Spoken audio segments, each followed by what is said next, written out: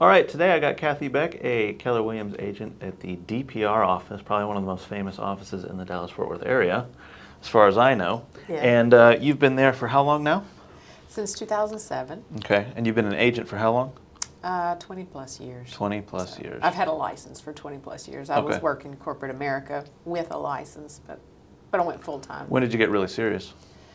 Probably 2013 is when I got really serious. Spilling water on myself. 2013, so yeah. And, I mean, so you've seen a lot of the ups and the downs, the ebbs and flow. Obviously, you missed 2008 and caught it on the way back up. Well, that was actually a lucky time in my life because I entertained an engagement for marriage. Okay. And we moved out of state and we came back.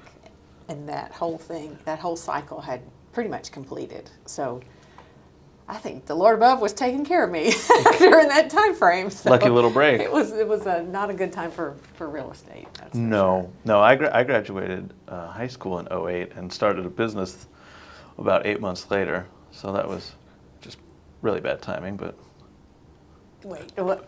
you graduated high school in when? 2008. Okay, I thought that's what you said. Yeah. Okay. Well, so I went to school. I went to Oklahoma State for basically a semester. Hated it. Came back. Started an LLC, and that's the construction company we were talking about earlier. Yeah. Okay. Yeah, and that's grown ever since. So I started my construction company in the crash of '08, just really 2009 when it was just dead. And I was trying to get people to do home remodels. Yeah. Right? And then I started this business during COVID, the home inspection business. So two just really poorly timed business starts. Which turned out to be a really good time to start an inspection company, right? Well, kind of, but that was right at the point where people were starting to waive inspection, waive Oh, yeah. all Okay, yes. Yeah. I remember those. right, Yeah. the bidding wars. Yes. Yeah, so people were waiving inspection, waiving warranty, waiving all the things and just saying, I just want the house. So we didn't do a lot of inspections then either. Yeah. But we kept pushing, Yeah. and here we are. And here we are. Yeah. How did you go through that? I mean, because I know a lot of agents have said you get a client, okay, we got to put an unbelievably high offer on this house if you want to move into it. So what happened to you during that period? Were you doing that? A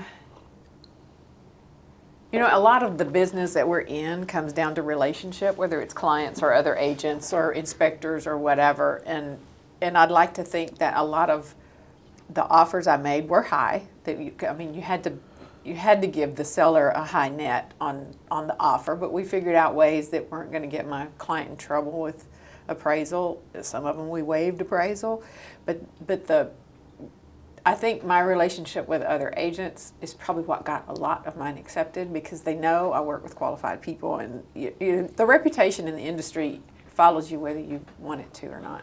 Yeah, and that's a lot of junior agents don't understand that.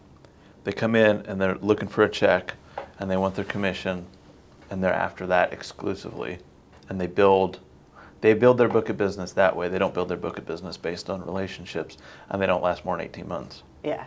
So it's like, okay, you have a listing, I have a buyer, and you're just a jerk to me. Right. Guess what? I'm not working with you. I got the listing next, and you got the buyer. What's going to happen? Right. But you don't think about it like that when you're first coming into the business because you think there's so many agents, I'll never run across this person again, so I can be rude to them. But people attract like people. That's right. And so if you've worked with one agent, you've probably attracted someone that's going to be in that same circle. Yeah. Yeah, I one of my very good friends, he's a top producing agent. He ends up, and he tells me all the time, he's like, I need you to go do an inspection, blah, blah, blah. And it's that same guy that I hate working for. And so he's like, I need a detailed report. I really need some detail here because I got to push him to come to terms with his client, whether it's negotiating or whatever it is. So you end up going circles and meeting the same people. You do. Yeah. So I think that's what happened to me during that time. I was successful with making offers. Some of them I wasn't. I mean, I made offers probably, I think the most I ever offered for a buyer was 20. before Okay. they got one accepted. But it was one of those FHA buyers that sellers were just not given the time of day. So I really had to do a lot of explaining to the listing agent about what it meant and that it wasn't an awful thing. And your house doesn't have any peeling paint. We're going to be fine on appraisal and all that kind of stuff. So you've done things differently than the 18-month agent, because I don't know what the statistics are, but I know it's over 70, close to 80% of agents that start out don't make it more than 18 months. Yeah. And then the ones that last a long, long time. They'll be in the industry for 20, 30, sometimes 40 years. Yeah. So what has separated you from those people that have not made it more than 18 months? I'm probably a glutton for punishment. No, when I first got into the business, it was all about earning the money and paying the bills. Right, obviously. That was it. And then as I evolved in my career and my personal growth, because you don't deal with the public and manage people through situations without growing personally each time. And I mean, if you do that and you're not growing, then you're just phoning it in, basically. Yeah. So as I began to grow in my business and grow personally, it went from I got to pay the bills to, wow, this is significant in the lives of these people. This is helping somebody in a big way do something that they really want to do. And sometimes it's helping them do something they don't really want to do, but they're being forced to by outside entities or whatever. But that's Tell me more about that, like divorce? Or? Yeah. Okay. Yeah. Or someone passes away and now the kids have to do something with their family home. I mean, that's a difficult transition to go through, because we have to boil it down to this is a piece of real estate. We're not selling your family home, we're selling a piece of real estate, and we need to make it appeal to the market. That can get a little bit nasty too if there's multiple siblings involved. Yeah. I've been down that road too. And you're fighting over what, and you really do have to harken back to it. Is, I know you grew up here, but unfortunately, we're trying to sell a piece of property. Yeah. And that's part of my emotional growth and personal growth too, is just being able to relate to people in that way, and give them space when I see that they need it. So you have to be somewhat emotionally mature to see that somebody needs some space at this moment, So yeah, I think that's probably what clients would say about me, is that I can relate to people in a good way. And people do business with people they like. Yes, of course. And that they trust. And and trust. Yeah. That's everything. Yeah. You learn that pretty quickly. And especially because my inspectors, I made a mistake in the very beginning of hiring the most qualified inspector for the job. Uh-huh. Is really not the most qualified inspector for growing a business. They might know everything there is to know about inspecting a house, but if they're not well liked, because they're kind of that Nazi that's going, this is wrong, this is wrong, this is wrong, and you're like, I don't want to hire him again. Yeah. No personality, and just going down the list of everything that's wrong and saying, bye. That's wrong. That's not. They're not going to do business with me again. Yeah. And thank you. Yeah. Thank you. No, every inspector of yours that I've ever run across, they've always treated my clients with care and understanding, and have done a fantastic job on that report review, because that's pivotal time in the minds of the buyer about doing something that's really scary. They're buying this house, and then that report review is critical to their confidence going forward. 30 minutes to an hour we spend with them on every single inspection. And we just let them ask a million questions. And I have learned over the years, and it's almost everyone in my business now, is either been in education, maybe a teacher, someone in that field, in a hospital taking care of someone, or in the service industry. So it's bartender, restaurant manager, and those three categories tend to have the most compassion for people and just understanding how to deal with people with high emotions. Because a lot of those situations, and so people are upset about their meals. Let me take care of this for you. I'll go back to the chef, come back, your meal's comped, that type of thing, just talking people off the edge. And then obviously hospital workers or teachers dealing with just unruly parents. Yes, then there's that. Your kid is just average. I'm sorry, but he's not a genius. What? What are you talking about? But that also means that they were probably born with a service heart. Yes. And I do think that that's something that's innate in people. I think you can get to it with emotional growth or personal growth, but I think some people are just born with that heart that they want to help people, they want to serve people. Finding someone that is good at that and technically minded to be an inspector, very difficult. Yeah. It's hard to find those people. Yeah. Because I can imagine. they're abundant in your side of the industry. Yeah. Usually scatter. They don't have any of their paperwork in the right order, but Guilty. that's part of the person. So I need to find someone that can do paperwork and like that's wrong, that's right, and stuff. Oh well, we can fix it. Don't worry. I never thought of it like that because that is very technical on the inspection side of it, and that whichever side of the brain that is, I don't remember if it's left or right or whatever, but that is hard to bridge over into. Well, you got to tap into both. That emotional. And, yes. Yeah. Yeah, they have to understand. The more liberal arts side of right. doing the soft things, and yeah. I never It's thought of it like that, but yeah, now I appreciate you even more. well, thank you. Yeah. We've been on the hunt for inspectors for a long time. We almost always have an ad going for inspectors. Really, yeah. Yeah, because you just, well, that, and then, so I need that, and then I also need those two components plus Spanish speakers. Yes. There are so many Spanish-speaking families, and it's almost every time the purchaser, the buyer speaks English and Spanish, but mom and dad might not speak English. And you're trying to get someone who's explaining very technical terms to somebody to translate, and then dad wants to know, what about this plumbing thing? So it works really well when we have a Spanish speaker who can explain the technical side in Spanish to mom and dad who just want to know what their kids are buying. Yeah, yeah. So we need 3 components now. That works the same way in real estate transactions. Yes. And lending. Title. Yeah. Yeah. All of it.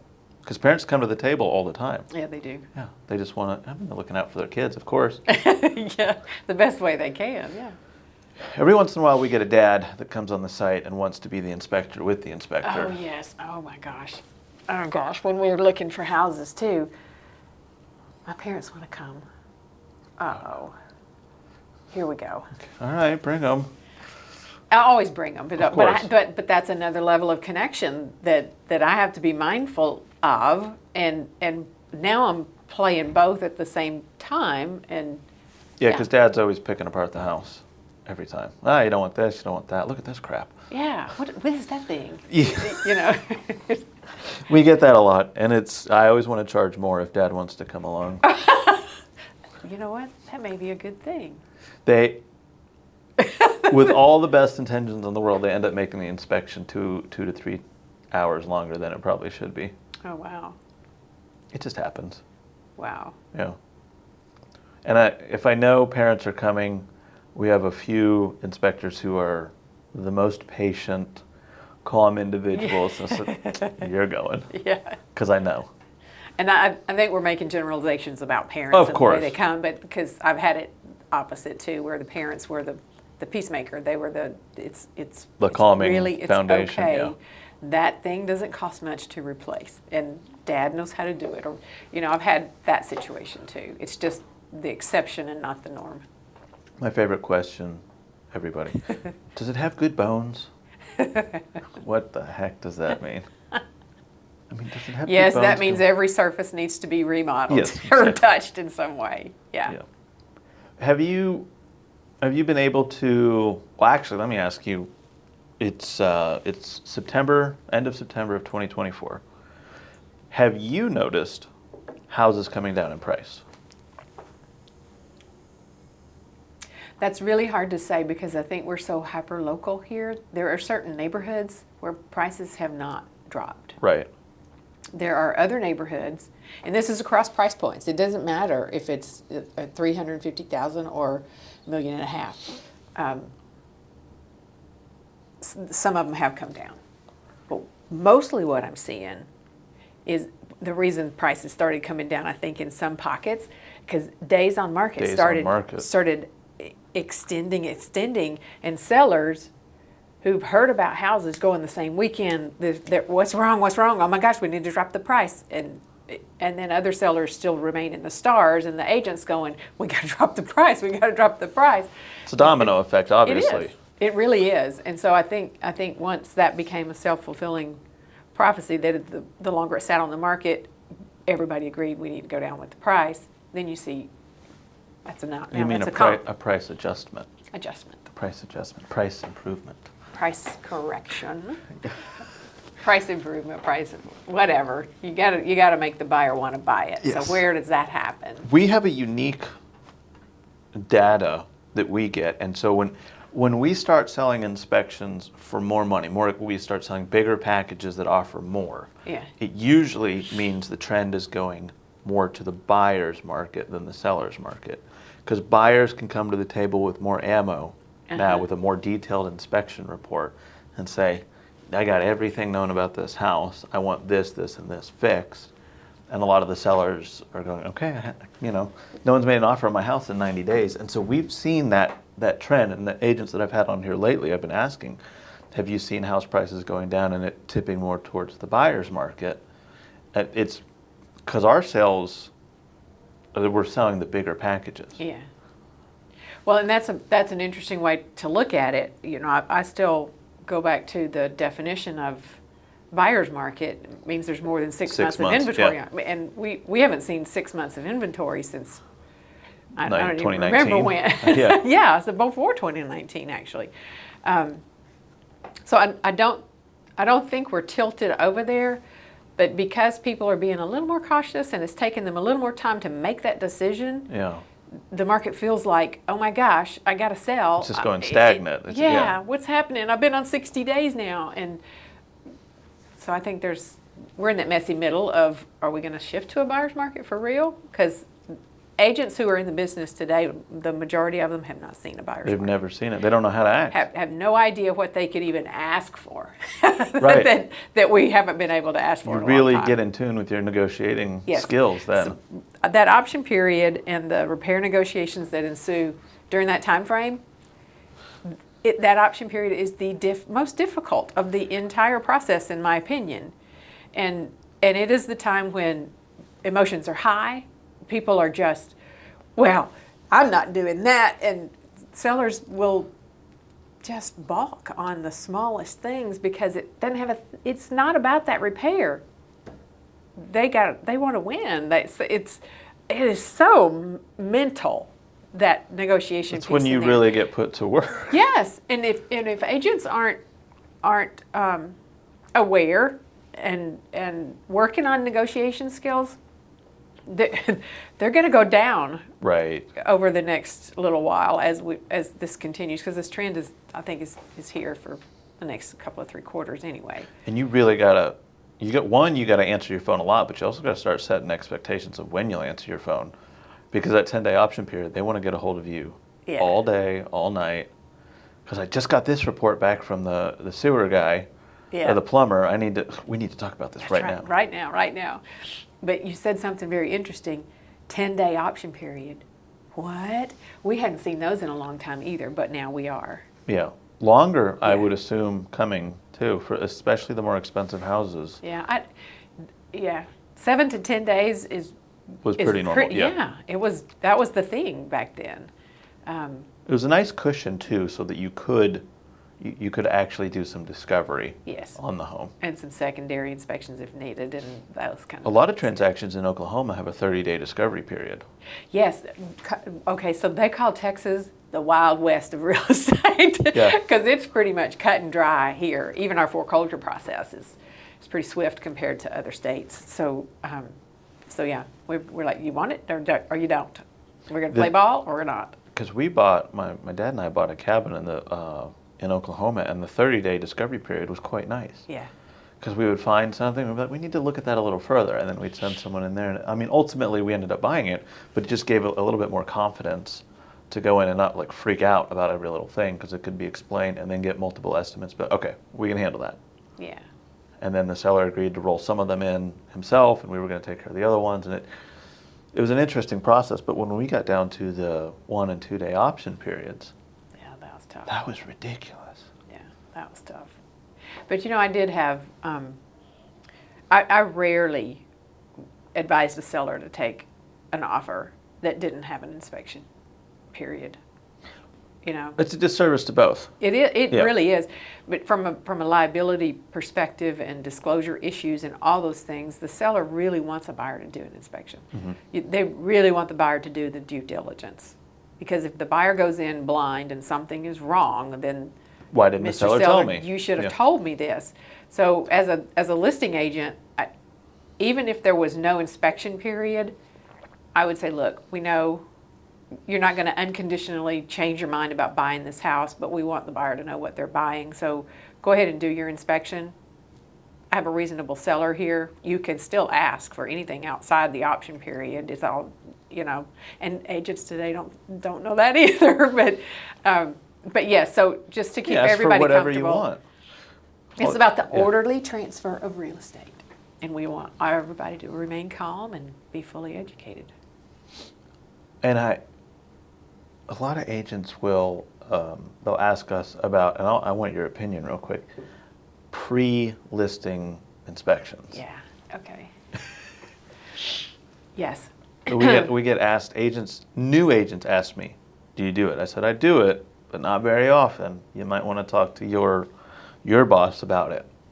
I try and stay out of it, Okay. because we'll do it, but it's the classic, if we do the inspection, every single thing we find now goes on the seller's disclosure. So essentially you're just handing them, the inspection report. Yeah. And I've often thought, if your client is a little bit anal retentive and is willing to fix a lot of these things, yeah, go for it. But if you have that client that doesn't want to fix anything and wants to list it as is, Then maybe it's not appropriate there. yeah. But I have done pre-listing inspections or had sellers do that, and they go in and fix a lot of things. And so on the inspection report, it's noted Repaired. repaired. And the buyer sees that and they're like, oh my gosh, they've done all these things. It's like buying a used car that just went in for its full service. Full service checkup. Yeah, it got everything done. Yeah. Everything that was wrong, he replaced it, then he put it online to sell it. Yeah. Yeah. So I guess that goes both ways, but that's the norm in commercial real estate. They always do an inspection and hand it over. And Yeah. Just make up your mind now. Well, that's a much more elaborate discovery process as well. Yeah. I mean, they're looking at everything from zoning to, can we put a parking lot here? How do we have to paint this? Yeah. Yeah.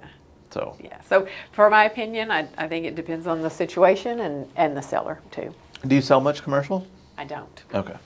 We do commercial inspections pretty regularly. I've had clients who were commercial people, but that's how I know about that. Because they're like, should we do an inspection? We always do that with our listings. Well, you can, but the buyer's probably going to do their own anyway. We love doing commercial inspections. You do? Why? What's that? Well, they cost a lot more. Well, okay, that's good. Number one, so that's good revenue. But two, there's zero motion in it. Yeah. It is strictly, and it's not inspecting every little, if you go in there and you start testing every plug, they're going to be like, what the hell are you doing?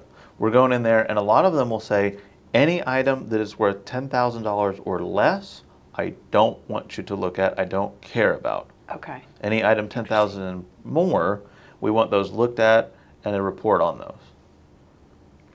And so it eliminates us going into every single cubicle, let's say it's a big office building. We're not going into every cubicle looking at all the plugs and we're going to go check the HVAC, the roof, the foundation of the entire building. We're going to go in and look at the big, heavy pipes that supply everything to the whole building. Yeah. So then they get to kind of price shop and say, anything that's less than $10,000, it's just a maintenance item, and the janitorial service or the maintenance man is going to be fixing that anyways. It's just part of the business. And so then they don't have to pay to have us inspect all those things. And they can say the 10,000 up. And sometimes they've even said anything 50,000 and up we want to know about. The rest of it we don't care, which is like a roof and foundation inspection and not much more. Yeah. Because a roof on a building like this is probably $300,000-$400,000, maybe more. Yeah. Because it's the flat ones and It's they a have flat the air roof and conditioners the up there. aggregate and all the, So they want to know about that. And we go into heavy detail looking at that. A lot of times we bring in a third party and we facilitate we'll do water testing, we'll do, have a specific inspector to come in and look at all the cast iron pipes that service the whole place. So we organize a big group, and an inspection on a building like this could be $10,000 or $15,000. Wow. Yeah. Wow. And what if it's a much older building? Are there different things you inspect, or Yeah, versus a new- electrical is going to be one. The elevators, Oh. old elevators, Oh, hundreds yeah. of thousands of dollars there. That's a big one. And we call in, so we'll kind of organize the whole thing and subcontract out all these other ones. And my inspectors will come in and do the overview of the entire building. And then each individual component will come in and look at it detailed. Okay. That's interesting. Mhm. I didn't know you did that. Does Chris know that? Probably not. He should know that. His office is next to mine. I'll make sure he Okay. knows. Very few, even when they know it, most people already have their favorite commercial inspector. Sure. And they just, I'm just going with so-and-so. Yeah. Commercial is a whole different breed. It takes a long time to break into it. We work for banks. Okay. Yeah, banks will hire us to do two different services: the commercial, as well as they'll have us do what's called a percentage of completion. Okay. So it's a draw request. So let's say you're renovating a house to flip it, and you've got a specific loan for them to dispatch cash as you're building it. Yeah. They'll say the builder says they've accomplished this, and they're requesting X amount of dollars. I need you to go in and say the percentage of completion of all these and a general valuation of the work that they've completed, and they would want to see that matched up, and then we submit that to them. And then they get the And then money. they dispatch out the cash. Yeah, I didn't think about an inspection at that point. How do you prove?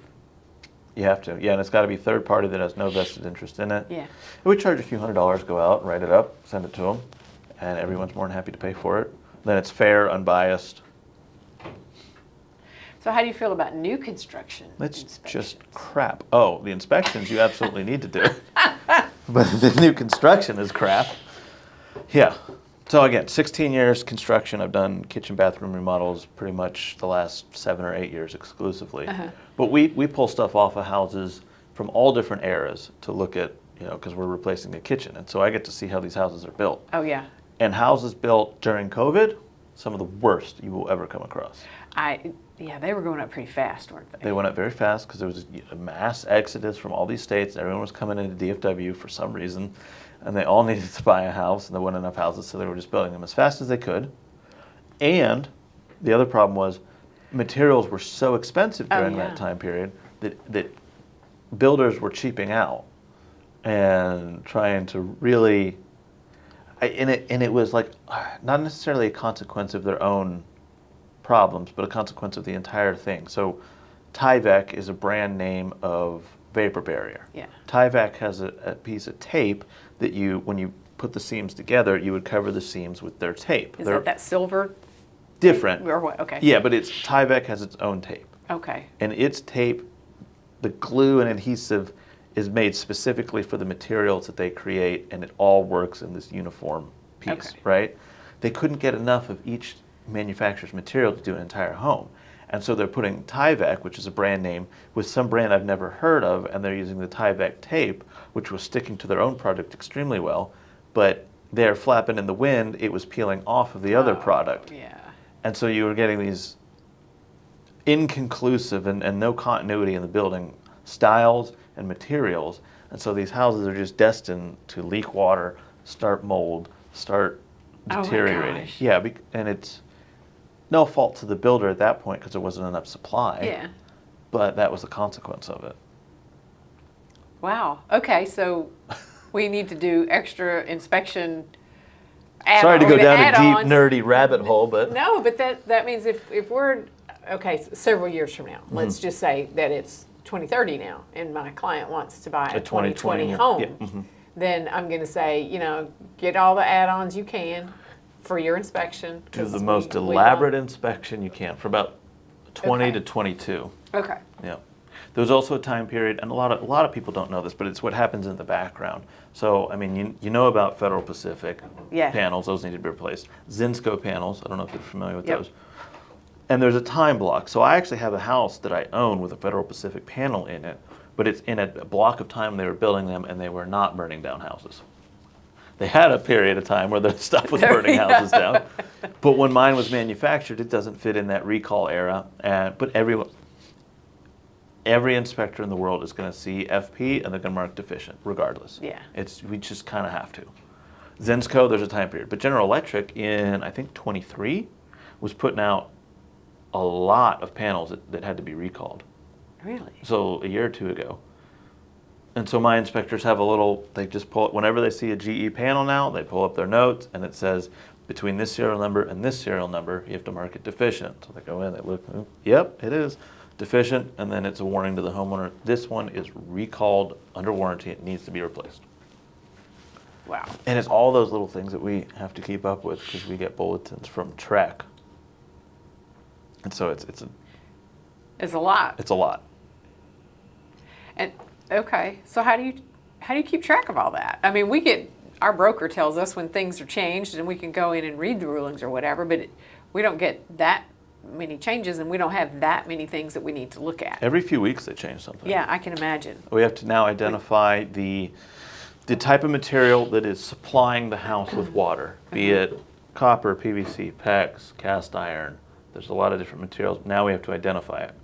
Sometimes you can't always identify it, and you have to mark couldn't, but now we have to identify that. Or it's PVC to here and it's cast iron to there. Yeah, exactly, and you just don't know.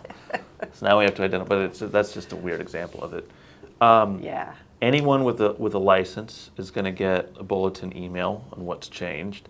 A lot of them will get a letter, an actual letter, and then we have a lead inspector, and part of his job is to go through it, not only just wait for the emails, but go on Trek's website and be looking basically every week what has changed. Oh, wow, yeah. And then a mass email goes out to everyone in the company, you must now do this, this, and this. I modified the template, and now you can't leave the premises unless you've completed it because it'll prompt you.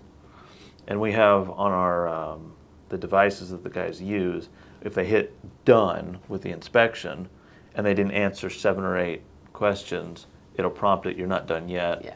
And a lot of those are on the new one. It's like, you just think you're done. Now I got to go back and add more. Yeah. But that's the longer I'm in this industry, the more paperwork Yes. required Yes. for every transaction. I mean, it's ridiculous. I saw, I guess you call her great aunt. She had passed away, and they were going through the documents to sell the house. And my cousin sent me a picture of it as he's going through everything. It was a 3-page document. I mean, granted, this is 60-something years ago. Yes. But it was like, I promised to pay X amount for this address. Thanks. Yep. That was it. And I got the cash in the trunk of the car in the parking lot, and Yeah. I'll bring that in a second. Let me bring it to you in a box. Yeah. Of course, the house was like $5,500. Yeah, but that was a lot of money back then. I mean, It is, but the ratio is different. Income to house price ratio is different. yeah. But yeah, I love those. I see those memes. It's someone selling their house they bought three decades ago for 6 grapes is trying to sell it for $10 million. Well, and speaking of equity, which is, you didn't say the word, but that's what that shows, is when you buy something and it appreciates, right? Yeah. So we're in a really odd time that a person who bought a house a couple of years ago is probably sitting in an equity position that would allow them to Massive move up. equity, yes. And it's not talked about much. So, and from 20 to 22, buyers oftentimes ended up in a house that they just kind of liked, but it was the only one they could get. Right. And so we're really in an interesting time where people can move up now. They have more choices. There's a little more inventory on the market. Things are moving a little bit slower, and they got equity. Yeah. So that's a pretty sweet situation. It is. I think in 4 years, the average home increased by over 40%. Yeah.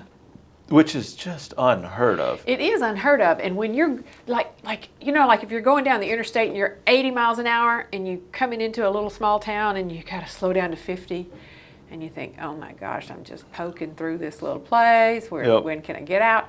And that's how our market was. We were going 80 miles an hour and we slowed down for appreciation. And now people think prices are going down.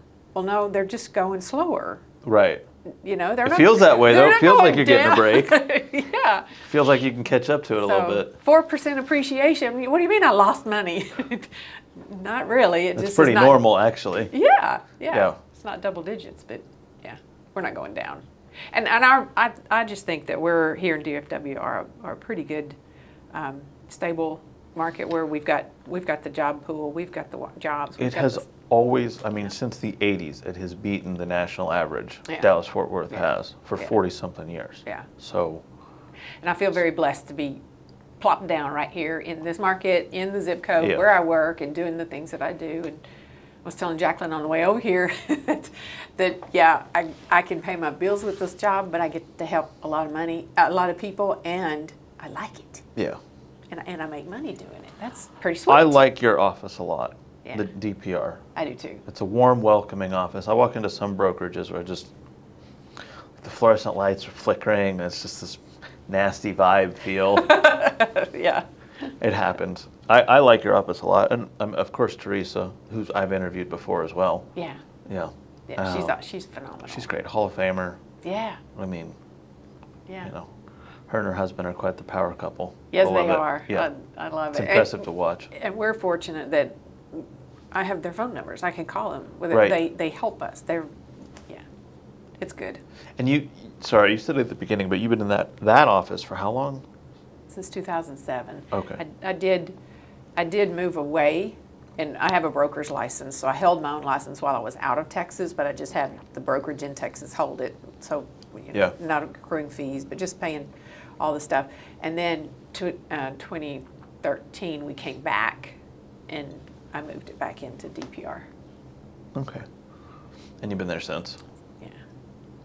Yeah. Oh, I like the office. I've always enjoyed it. Welcoming. And then Maddie, who works for me now, as you know. Yes. Yeah, she used to work in DPR. Yeah. Yeah. Yeah. And she does such a great job. She runs the business. You were asking me about that earlier.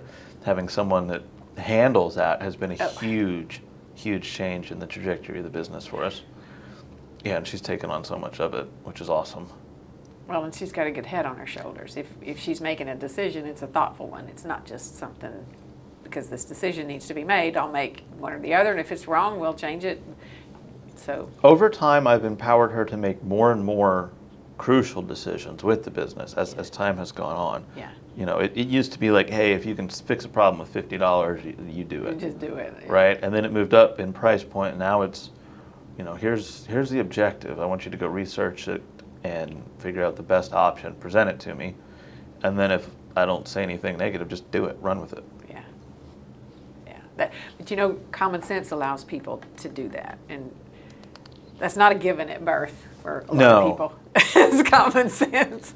Well, we were talking about that. You're growing your business. Yes. You're at a point now where you need to essentially fire yourself from some duties and hire someone to take those duties, Yes. right? Yeah.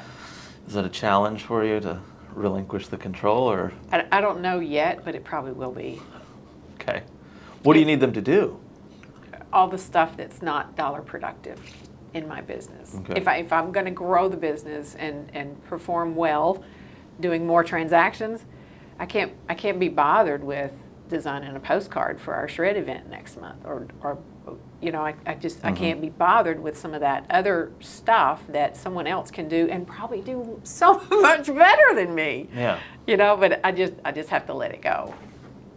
And your social media.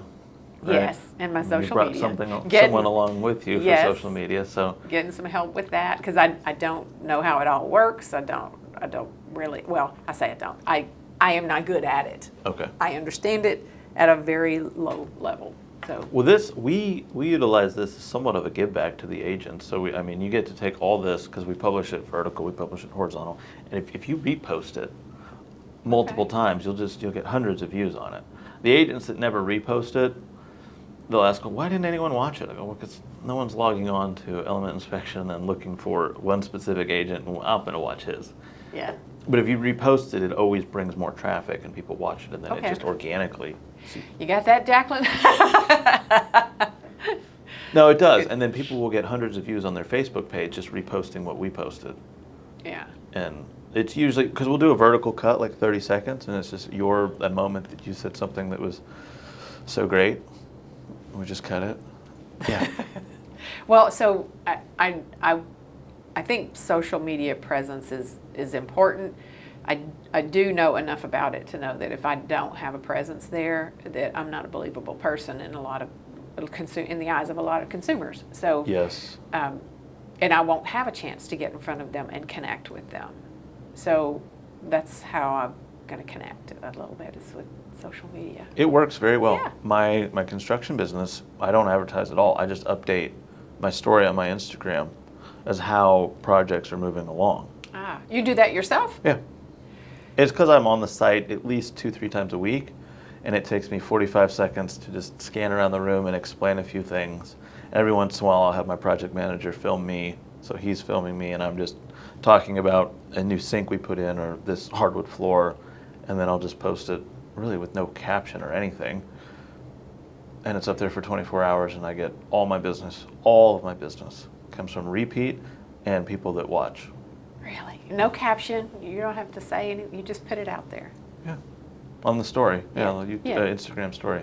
It's only up for 24 hours, and people get to watch it along the way. And usually I make a post when we're completely done of how it turned out, and that's up there permanently. Yeah. And I get friends from high school that are watching that'll say, now I want this done at my house because I have some money now. Or, hey, my parents need this done, can I give them your number? Yeah. And then, I've never advertised that business. I've just updated That's great. Instagram. And you started that business when you were 18? Uh-huh.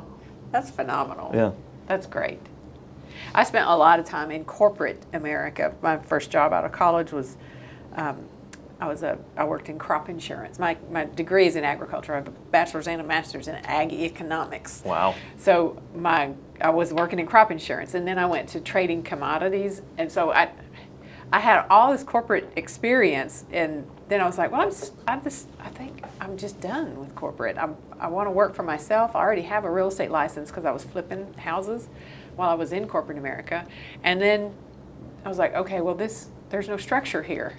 What do I do every day? What's going on?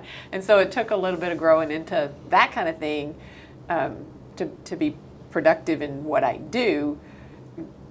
But now I need to establish that structure again for someone else who's going to come in and work in my business. That's very hard to build the standards of practice. Yeah. That everyone needs to follow. Yes.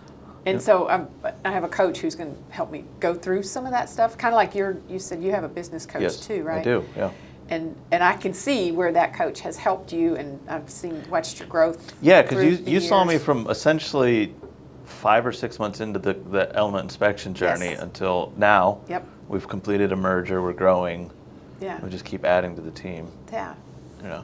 And it's been phenomenal. So I'm going to follow what you're what you're doing to grow my business. But it's all about, for me now at this stage in my life, is getting to retirement. You know, as a 1099 contractor, oftentimes it's difficult to you got to be plan for stashing those away. things. Yeah. Yeah. And so really, while I can make hay, so to speak, while the sun's shining, that's kind of what I want to do. And to scale business, you really need help. I always caution anyone that is building standards of practice for me, because now I don't do that. I tell, like, the lead inspector or somebody else, this is the basic idea of what I want. I want you to build out the standards of practice.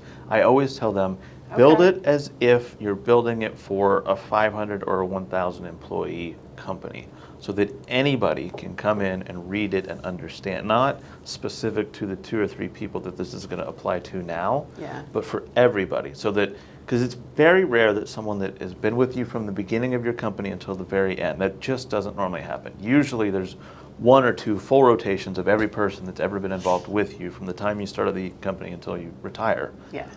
And you build these things so that anyone can come in and play that role, and you can plug and play when necessary. Do you have a policy and procedures manual in your office? Yeah, we have a handbook. So that's been one of my charges too, is to establish what are the procedures, what are the policies. Yeah. But the standards, I think, works right into that too. You call it whatever you want. It's just how to do your job. Your standards, in my opinion, establish culture around. Well, culture's huge. It's yeah. My interview process is extremely lengthy. And my very first question is, start at high school, leave no details out, and get me to this conversation we're at right now. Yeah. And usually, that one question, I can dispel 80% of the people that I'm talking to, because they tell me so many things along their life path, that you can kind of grasp what type of culture they have, how ethical they are. Do they give back? Do they make efforts to help? Because our motto is leave it better than you found it, and because we donate to the animal shelters. All the guys have dogs. We love animals, and we try to incorporate some of that into the business. This is 5% of the profits are going to go to animal shelters. That's just part of it. And then so I ask, along the way, when they're talking, you can kind of hear out. I've never had a dog. I don't like dogs. Like, oh, well, I'm sorry. You're out. You're out. But more importantly, it's, have you done community service hours? Have you actually donated your time and money to something that is not for you? Yeah. I see you have a beautiful car out there. What have you given back? Yeah. That's one culture thing. But also, they just have to align with us. Yeah. Not take themselves too seriously, because none of us do. See, that's one of my goals for this year, for 2024, is to not take myself so seriously. My word for the year was joy. Yeah. Try to find the joy in the things, because let's face it, we all have mundane, yucky stuff that's part of our job that has to be done. Yep. So try to find the joy in that piece of it, because without that piece of it, you wouldn't have this other really joyful part of it. And so, why was I even saying that? Not taking yourself seriously. Oh yes. So if I'm really going to find joy and happiness and goodness in things that are mundane, I really can't be so serious about life and the things. Understanding that if you died tomorrow, the world would go on. It would. And none of us are really that important. And I was nervous about coming in here to talk to you today on this podcast, because we're filming and all that. 10 years from now, nobody's ever going to know I did this podcast. And so that's what, get over yourself. It doesn't matter. Don't be so serious.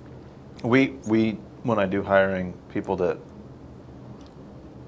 the blingy watch, the super nice car, they come in and they want to just make this huge presence, almost guaranteed are not going to be working for us in an administrative role or in an inspection role. Yeah.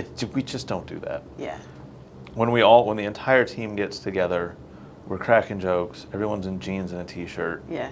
Barbecue type, and we've built a great business doing that. Yeah.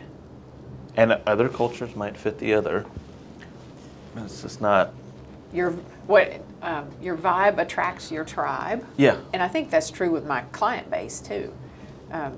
You connect with people, and then you get to work with them because you kind of connect, right? Yeah. So, and then I look at my list of past clients, and they would like each other. And so at some of our events, they've gotten to know each other through the years, but it's really kind of, I don't have a lot of those outliers as a client base. Oh, that's good. Yeah. Yeah. It's good. You should be attracting the same.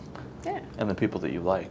Well, Like and trust, right? Yeah, and that makes the transaction better when you like people and they like you and you're connected, and because we get into some pretty Interesting. personal and serious situations and conversations with clients. You have to. Yeah. they're not too comfortable with it at first, but after they understand, yeah. Well, I'm excited to see, one, I go to your office all the time when we check in to see if you made that hire. And two, I think we check back in a year or so and see if you've dispatched some of your responsibilities to someone else. I will. Cool. Well, I enjoyed you coming on. Thank you so much. Enjoy being here. Yep. Yeah. Guys, I'm going to put all her information down in the description below. If you want to contact her, we'll have email, text, everything you need to know. And of course, all the social media platforms you're going to be on, right? You're going to repost them? Sure. Sure. So if you want to get in contact with her, it's down in the description. Thanks for watching.